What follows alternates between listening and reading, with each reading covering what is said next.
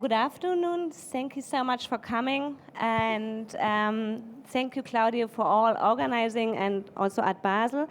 My name is Susanne Pfeffer. As Claudia just said, I'm director of the Fridericianum. And I'm happy here to welcome on the stage Katja, Novitskova, Josh Klein, and Alisa Baremboym, and Atkins.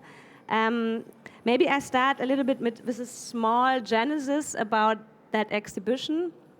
I think the idea of that exhibition occurs 2012 when I got more and more aware that there is a really different aesthetic around. And I think it was quite obvious that this aesthetic is really influenced by technology changes or by contemporary technologies. And I had this idea when I was appointed the director of the Fridericianum to do that show 2014. But when I start in June, I really feel a certain urgency of doing that exhibition, and I became more and more excited to do it. So I did a quite huge research we checked more than 109 artistic positions, and then I did 45 studio visits. And we end up with 23 artistic positions and 33 artists because we had several artist groups in that show. I think it was also something new for me because it was putting together a show which has not a topic, which was more about a movement. And I thought from the beginning that it's important that you really get an idea about the really different artistic approach because I think all of the artists in the show has a different approach, and I thought it's important to see. So of all of the works, of all of the artists, we have several works in that exhibition, and it was important for me that on the one hand you could have a concentration towards the work, but also I think which is the sense of a group show to put all the works in a dialogue. And I think the second thing was that summer I was aware that it's some of the first major show on this movement, and I didn't want to have like a neoliberal branding of that exhibition. So took me quite a while to think about how to name it. And it was interesting that in several studio visits, nearly all of the artists are quite into contemporary theories, and several of them into the speculative realism. And the idea was more to open up a discourse than to close it. And I think there are at least several things in common with speculative realism, which is on the one hand, I think.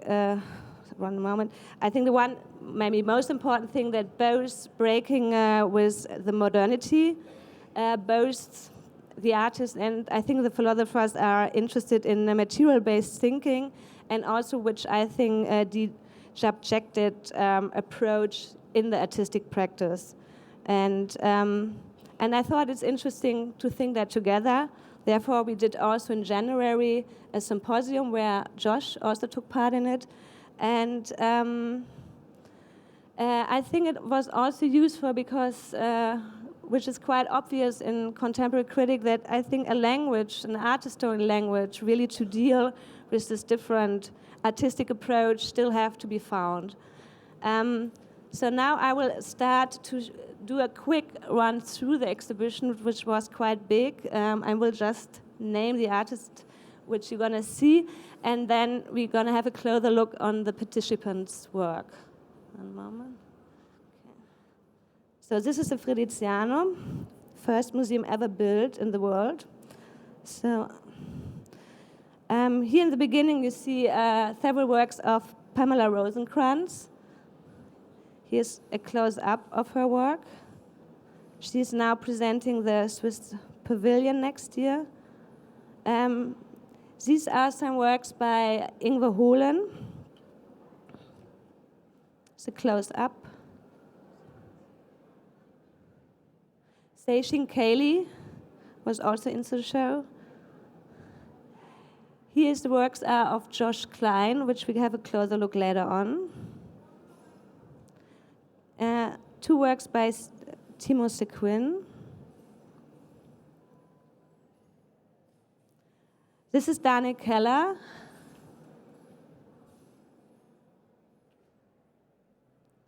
Here you see at Atkins space. Antoine Catalan. And on the walls you see Michel Abels.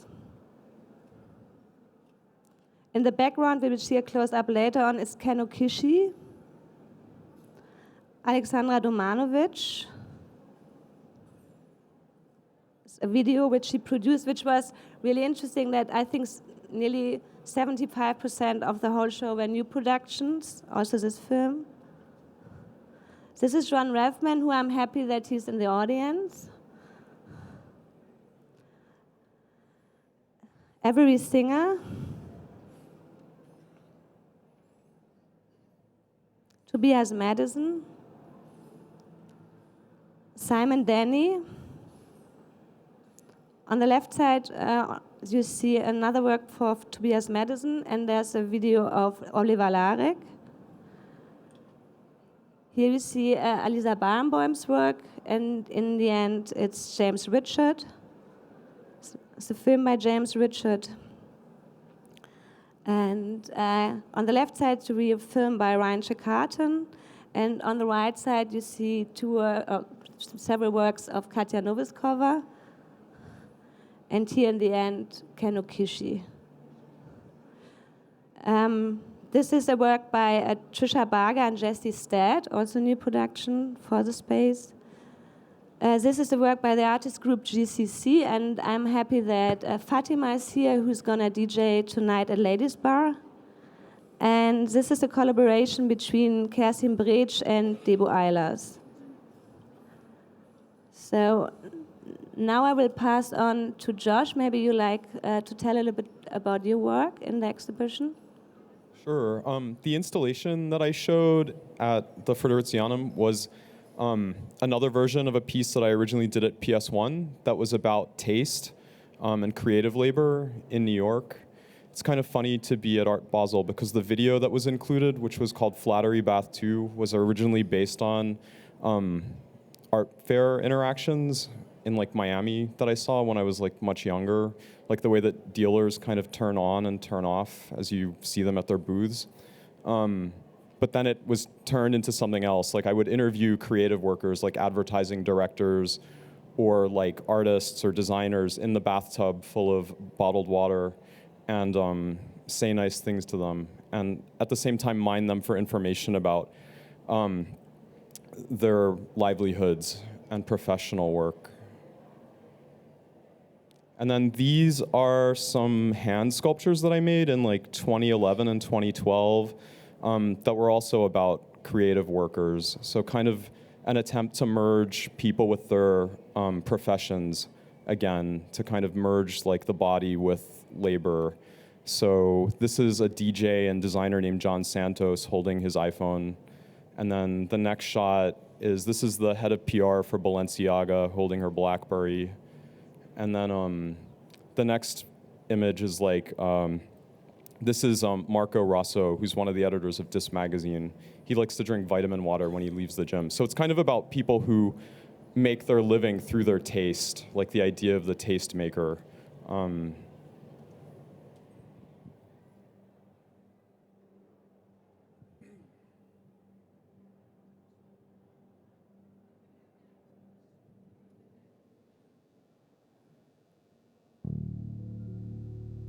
I could probably talk over this, actually. This is like a teaser for a film that oh, maybe not, actually. Okay.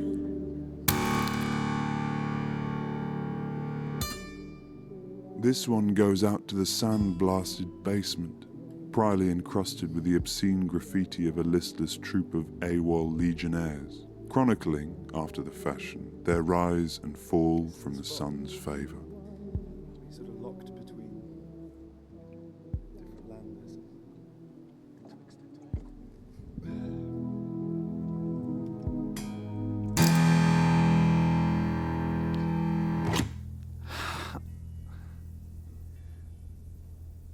I don't want to hear any news on the radio about the weather on the weekend.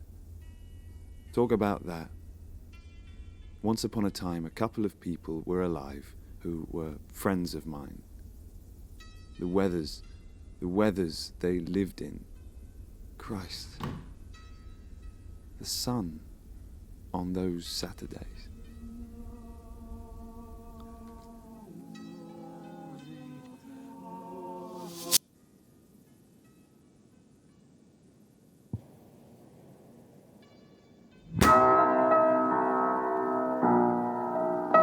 Okay, so that's a teaser for a film that I showed called Warm, Warm, Warm Spring Mouths.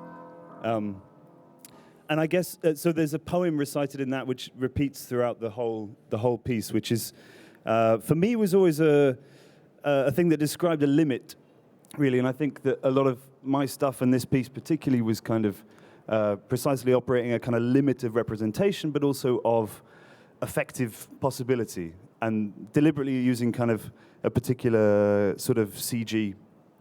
But the poem itself was really important for me. It's a poem by a guy called Gilbert Sorrentino, who was a New York poet, working between the sort of probably late 50s until he died at the end of the 90s or early noughties. It's a very, very short poem. It's in entirety, just like that. And it's something that sort of describes the problem of wanting to speak of certain things that kind of elude representation, but also elude nostalgia or elude history. And part of that would be what I think the subject of the poem is, which is someone trying to talk about death, really, and trying to talk about something that they know that they could never do justice to, which would be the love or the thing that is lost, but also the absolutely kind of desperate need to speak. And I think a lot of my work, and I think this piece particularly, kind of performs that over and over again, and this point at which there is this extraordinary desire to say something, because it's essential that one does, but that there's an inability to do so. And using this very sort of high-res 3D modeling and a certain kind of limit of possibility within the technology, at least as I have it, and it's kind of slightly amateur terrain, it was performed also by the emotional content of the thing, and also the desire of it to speak to something which it could nonetheless never really get to, I suppose. So, yeah. Okay, thank you.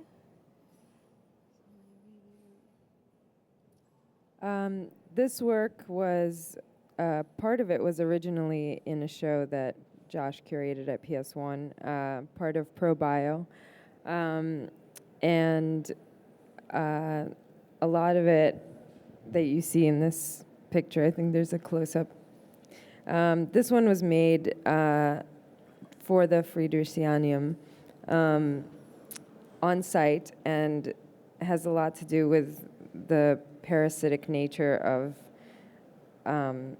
the space and how these elements interact with it. The other works that you can see that are closer are made of ceramic and silk, and this one in particular has cables and this petroleum gel. So they kind of create interactions between the materials themselves. So in this case, it's about the industrial body and how it morphs into the materials that we use in our daily lives.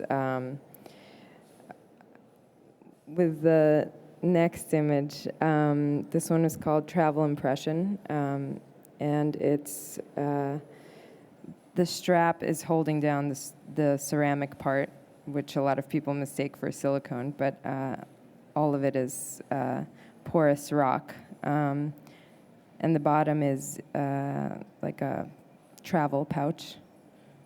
Is there another one? Yeah. Oh. Okay, Katja? So yeah, I think to sum up what I'm trying to do as an artist, I guess I just say that I'm trying to kind of render and expose a technological expansion of human beings as as a kind of continuity of our biological evolution that has been sort of happening on this planet for millions of years, and kind of position humans in this sort of continuity of development, material development, and kind of technology being extension of that. And what it does is that it also basically exposes all biological forms in nature as somehow uber complex technological forms that have been developing by themselves based on laws of physics and things like that for millions of years. So there's this sort of interest in this imagining complex technology of the future. The closest thing to do is to look at the complexity of the biological forms that are already around us. And so I've been sort of going around that main theme via different paths all over sort of my short practice history. But what I'm trying to do is via these cutout sculptures is to kind of approximate this sort of future technological developments, and instead of trying to sort of make a Terminator rendering, I'm just taking animal images that have sort of a mimetic quality online, and I just sort of somehow separate them from their context and kind of just render the sort of the form itself and what it is. Maybe next one. Oh yeah, so this is, so in Fridericianum, I always make kind of context-aware installations, in the sense that I'm trying to know what space I have, and then I'm trying to create an environment with these sculptures. And so in this one, I had two sort of forest sculptures and one chameleon. And the forest sculptures were sort of winter forests, and they had nothing to do with chameleon, but it sort of created this foresty feeling in the space. And it had a really kind of a nice combo with Ryan Chicardian's video next to it, which was also colorful, and it had like horses and chickens. And maybe next slide. And the additional element in the installation were these primitive looking futuristic weapons that were somehow like a kind of a combo between a prehistoric axe tool or like a knife, and it's somehow a Mad Max shank. And these guys, the metal sort of the razor parts of these little weapons are microchips printed on silicon wafers, which is basically how all the microchips and all the circuit boards for all the electronic appliances and computers in the world are currently produced. And I just kind of, and there are millions and millions of these things in the world produced every day, and kind of grown like pancakes, because silicon, you have to grow it. So I just buy them on eBay, and I just make like little razors with them. So in total, it was just this sort of not funny, but it was like an environment with basically forest and weapons, and somehow the relation between those objects and the audience that was walking around. Maybe I just start with a really general question, is for all of you. In which way do you think, which was the most influence in technology change on generating images for you personally?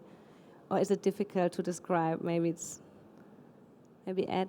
It's really easy for me because I don't really use much, but just computer-generated stuff. Or even just using a computer to make images wholesale or make the work completely, I suppose.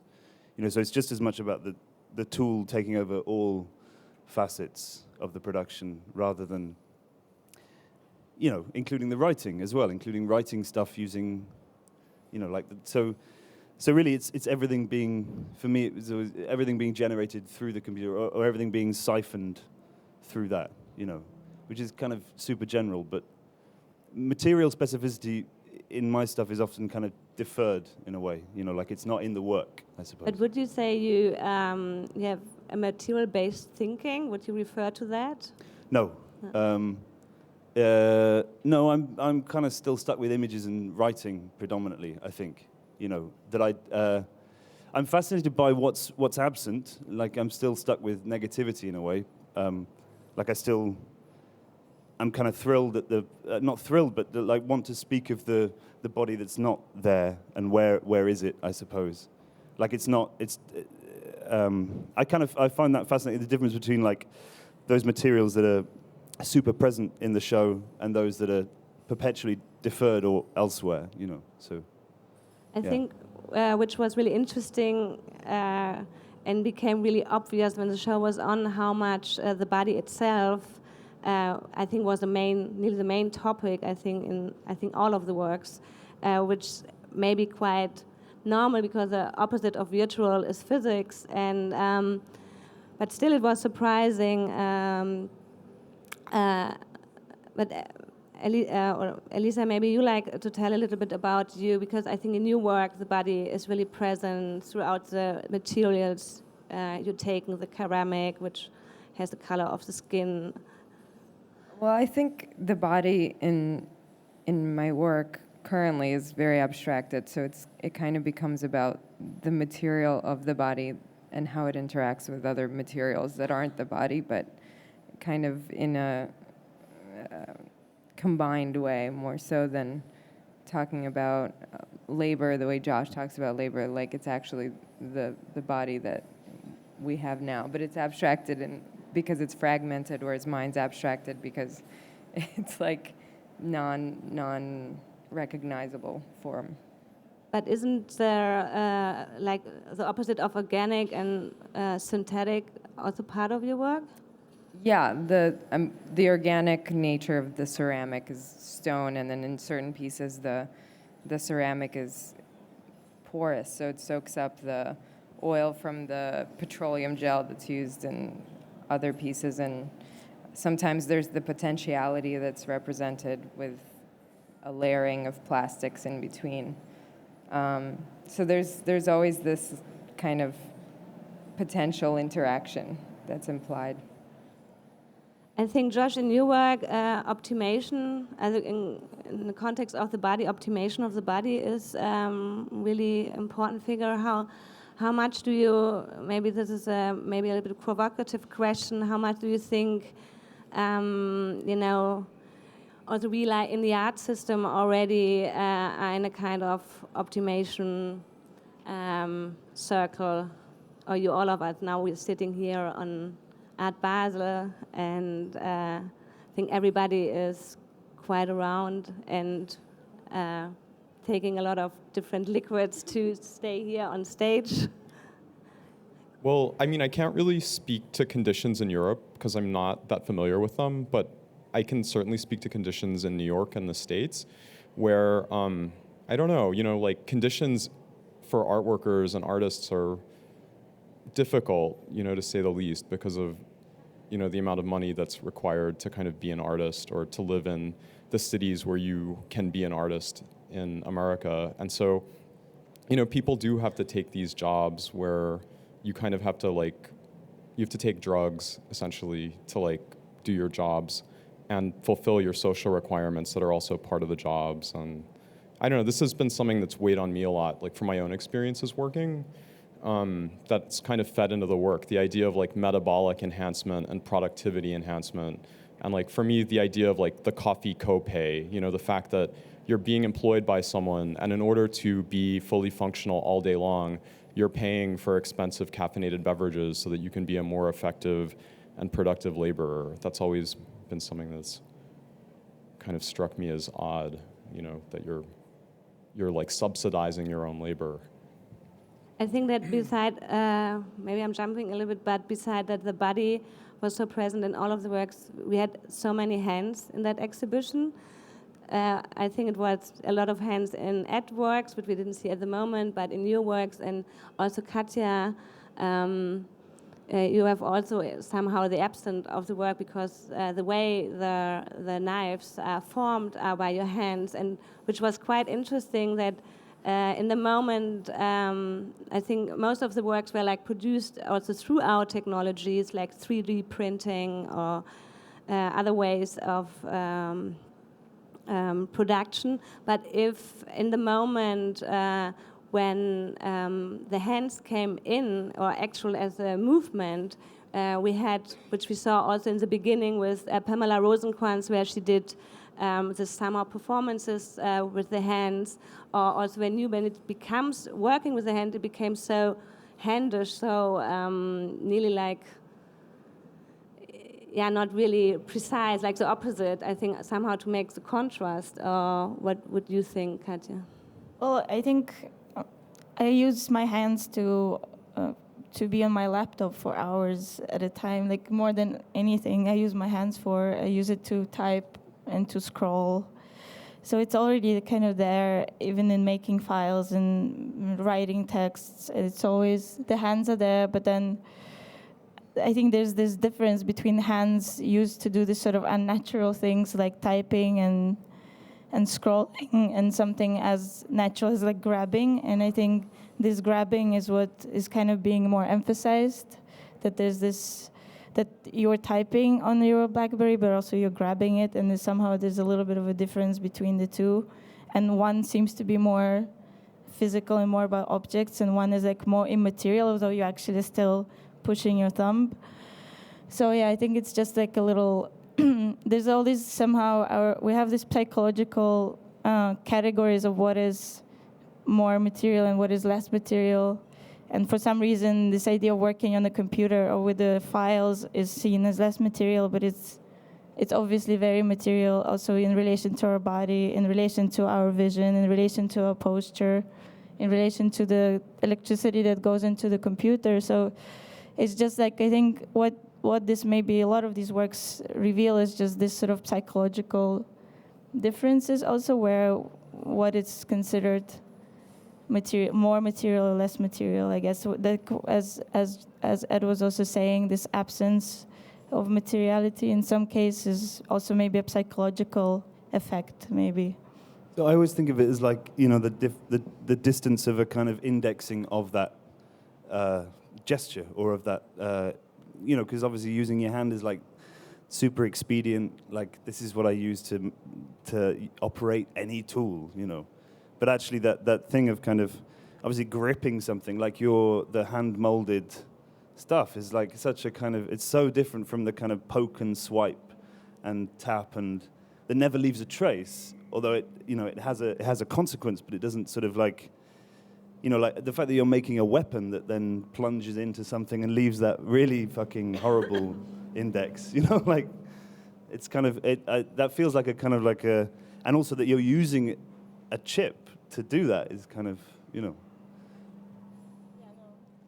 Yeah, I think I'm wondering, you know, there was this, I think Zoon Redl once had this division between brain work and hand work, and it was so clearly, and I think nowadays, I don't know what it really means, that we are always looking on our hands. Everything we doing as a technology is like, even when we photograph or when we phone, we always look on our hand. And I'm wondering how much this, the role of our hands is really like something in between this world and the other world. And I think which you want to point it out in your work, which is so important, that the whole so-called virtual reality or virtual world is so changed total geographics, because, for example, like in Africa or in South America, there are so many Kline needed for all the different tools that the world is changing throughout it, and it's not virtual at all. And I think it's also quite dangerous to have this idea of it. And I think this is something that I think is becoming a mainstream knowledge, that there's no real distinction between these two things. There's no immaterial economy, it's all very material, and there's no immaterial art labor or any type of labor, I think.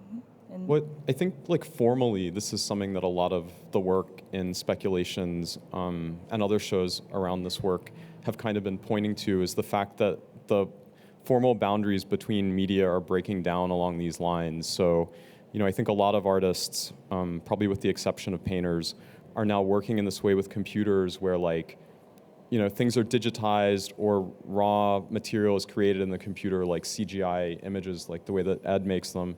Things are then manipulated in the computer, and then they're exported as objects or images or videos, or thinking about an artist like Georgia Sagri, she exports performances, but it's all kind of erasing these boundaries between what's going on in the computer and in a kind of synthetic reality and what's going on in the real reality. It's like things are kind of bleeding back and forth.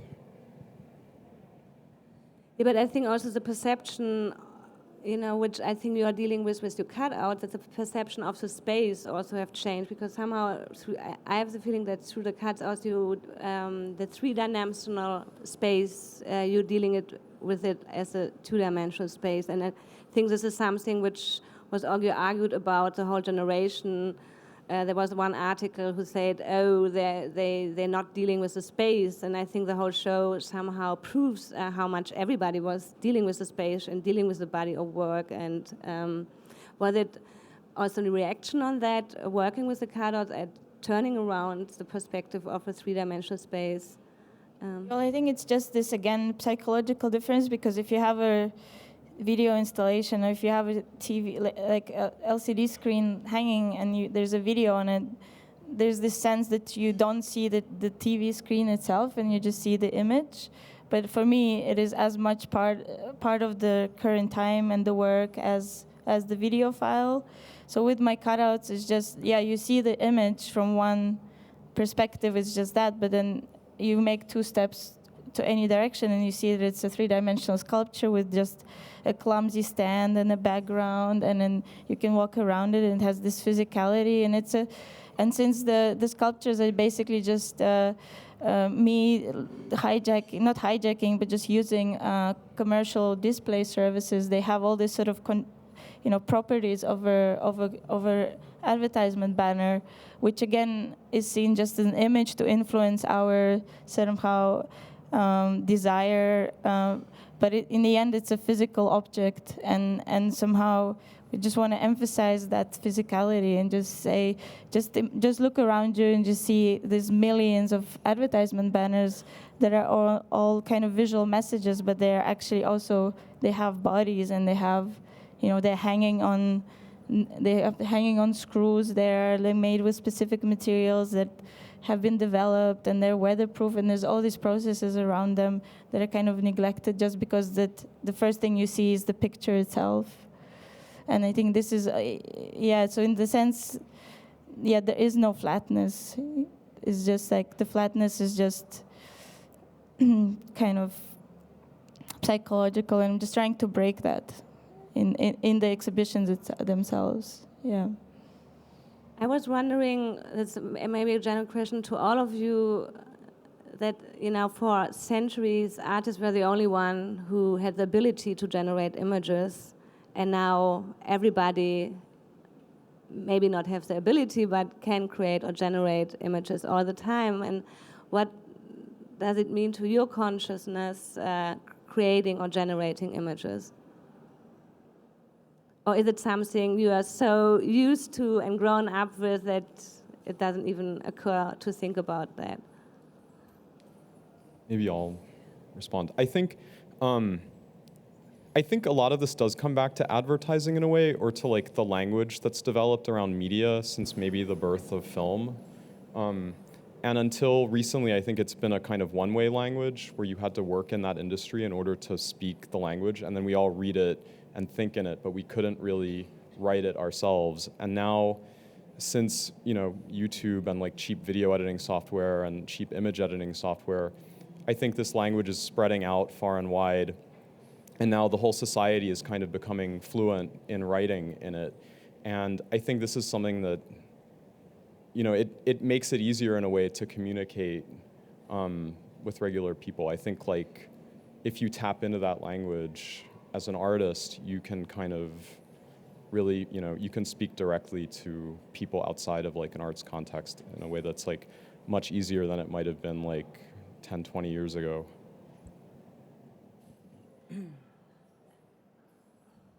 Yeah, and I think, dealing with these images were already around. I think all of you, which is like when we saw the getaway, the drink, you're all also playing around with the connotation of the objects which they already have. For example, Alisa, in your work, when you see this USB stick or when you see from this travel bag, I think these are all objects which you could find everywhere, but you put them in a different context. Yeah, I think I just combine what I make with my hands with these things. Like a lot of, going back to your question about using computers for generating things, I think I just use Photoshop as a sketchbook, but I don't think it's that different than using a pencil and paper, and I don't think painting necessarily is excluded from people using computers. There's plenty of people who do use computers and generate images for their paintings or print them and then use painting in very similar ways with different materials that aren't necessarily paint. But in terms of your question, I feel like it's like hybrid appropriation or something. It's like a hybrid of making something very basic work in a way that's unnatural. Do you think appropriation, this is a term which comes up a lot, but I'm really unsure that appropriation is a good term to use, because I think we talked about the complicity of materialism, which means that I think in a lot of objects you really have to see the complexity of the work. You have to go into it, and then you see the criticality, but it's not, on the first sight visible, because my thesis to it that maybe you are, because everybody's so much part of the world and tries to show how complex it is and not to decide on one side. I think this would relate to what Josh was saying about a kind of, specialist technique and specialist possibility for production, kind of segueing into amateur or consumer kind of, and the confusion of those things in a way is that actually, it's seeming. I think it's a seeming thing. I don't think it's true necessarily. Like it's, like I'm pretty sure that the tools that one are given as an amateur are not, like there's a particular feeling of that. But I think that the difference between, I was always interested in the title of the exhibition being speculation on anonymous material rather than complicity with anonymous material. And the swapping out of that word being like really, I just, I never resolved it in a really excited way, like trying to work out, because complicity and speculation are like hugely different things, or they seem to be. And I don't know, I wondered like what people thought about that, like. I think it's, I think what's happening is that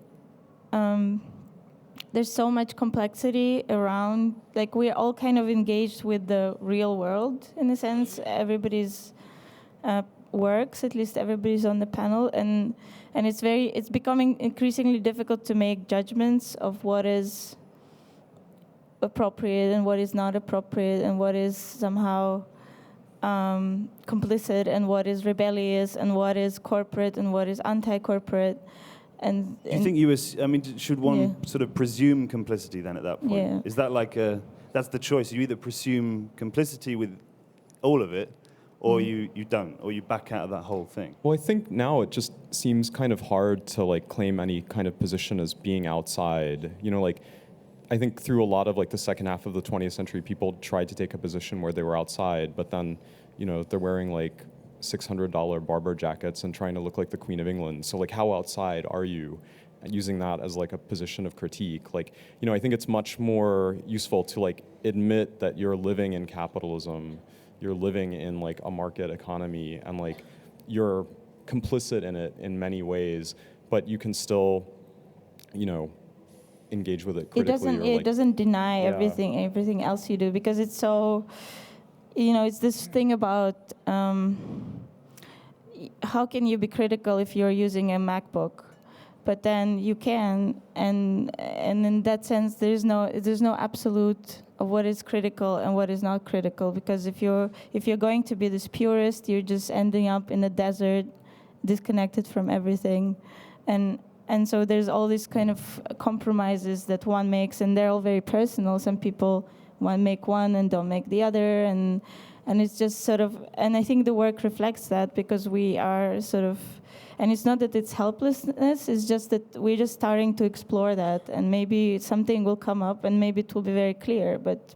I think ideally, not ideally, or in one world, it would make everyone a double agent in a way. You know, like everyone was complicit, you know, and yet everyone had access to the possibility of a kind of, innate criticality or something. You know, that you actually, it was a kind of like a, you know, your complicity was a garb or something that you had to wear or something, you know? But I think we're the last generation that understands that we're making compromises, kind of, to a certain degree. There was this show on Channel 13, PBS, called Generation Like, and they interviewed a lot of kids that were 12 years old, and none of them really understood that them clicking like on Coca-Cola's Facebook page was at all problematic, or, you know, them sponsoring things by liking them on Facebook was a complicit kind of capitalist decision. They didn't understand the word sellout, which is a very 90s term. That's symptomatic of there being potentially no alternative, right? So you can either like or fuck off, you know, that's it. Exactly. You just like it. Yeah. And then so the And then you're choice of agency participating. is, exactly. So Yeah. the only way to get yourself out there is to be consensus, I agree, that's fine. As in there's no space to disagree, I guess, you know. So you have no possibility of even understanding like any antagonistic position. I think there is this. It's a dynamic thing. So I think the kind of the grinder is actually in what has a staying power, what is disappearing, and like as soon as, for instance, something loses it's like feels wrong, or like loses its usefulness or credibility, whatever previous web platform everybody was using, MySpace as this cliche example, it just is gone. So there's this continuous, very dynamic choice, and being bound. And this is also this idea of like critical consumerism, where people sort of choose to buy one product and choose, but you have to buy something. Basically, that's the point. How Yeah. does that work here, like with art and art? You know. I think we soon have to include, yeah. Okay, first question.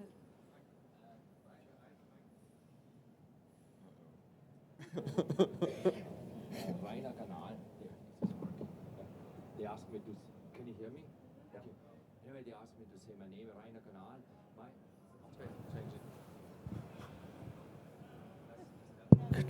Does it work? Okay, now it works. Hello, they asked me to tell my name. My name is Reiner Kanal. I'm an artist. My question is about the title, and it has something to do with him, what he actually mentioned. That the speculative aspect, because all the discussion is actually wonderfully non-speculative. You know, there's this fantastic, it's about work. It's about the phenomenology of work and of intelligent environments. It's about industrial, post-industrial conditions, and so on. And I really like the work. I love these works. They are fantastic, but I don't see the speculative thing. And I see even less in the title. And I see that in the discussion, speculative came up only once. And in that way, even so that it was immediately pushed aside. And then I have a question which is not, in a way, completely related to you, but how do you explain that this work is seen or associated or brought in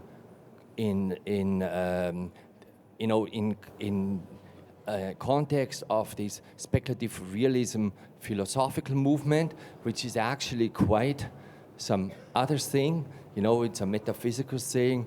It's actually quite naive and has nothing to do with all the works, from what I can see, and the discussions, because they are anything else but that. Thank you so much. And I love the works, and I love your talk. Yeah, that was something I tried to explain in the beginning. I see speculative really connected to this philosophy and in the way of de-subjectivism, because I think what we're just talking about now, like going out in the world and also being aware about the complicity, for me, this is something in common with the thinking of speculative thinking, like also being aware that as a human being, I can understand part of the world, but never the whole thing. And it was more like a try that I think what both do, like the artist and the theorist, is really breaking with modernity and also being aware that there are a lot of things which maybe only speculate about. And this was the connection, and it was more about opening up a conversation than to define, the whole exhibition through a certain movement in theory. I think it also relates to, for me at least, it relates to the idea of no alternative to capitalism in a way. You know, that actually speculation is a kind of necessary rejoinder to a certain point where actually, the fact that there is no alternative proposed at certain points doesn't get rid of the fact that there's a desperation to continually propose, but that proposition is necessarily speculative. And I guess, yeah. Okay, so there's a semantic fuck up, isn't it? It's like, like suddenly we're plunged into economic metaphor and we're lost again or something. But I wouldn't confuse speculation in the philosophical sense with speculation. It's kind of, maybe it's a happy coincidence to talk about it like that, but I don't know. Speculation is also like a euphemism for science fiction, which is, for me, I think more, if I had to try to relate to speculation as a title, I think that's where I would fall in, since I actually haven't read any speculative realist theory. But, and for that, I think I'm very interested in engaging with that idea of speculation. I agree with Ed also, like in terms of thinking about what lies beyond capitalism and how we might find that future. I think that you do have to speculate about it. And I think I see speculation as like a rendering of a certain scenario, even if it's just one sentence, you're still trying to kind of verbalize or visualize a certain possibility, a certain trajectory. And that's basically all, like a lot of people's work is a little bit about that, and mine in particular, I think. But again, like we all read some philosophy here and there, but it's of course there's like a big gap between our practice and philosophy, and I think we all have our own inspirations in that, so it just would be like a very long, other conversation. And I think we just didn't go into that. It's about work, right? Also, I think that like, just to hold complicity over there, the complicity has a kind of a weird, like, a difficulty around moral or ethical moment in it. Do you know what I mean? Like, it has politics absolutely within it, which I think probably actually speculation does, but it feels different, doesn't it? It has that kind of different feeling somehow. We're running out of time, but maybe we can continue the conversation outside with the cake. Maybe Susanne, some last words, or? Yes, thank you very much. Thank you. Thank you. Thanks. Thank you.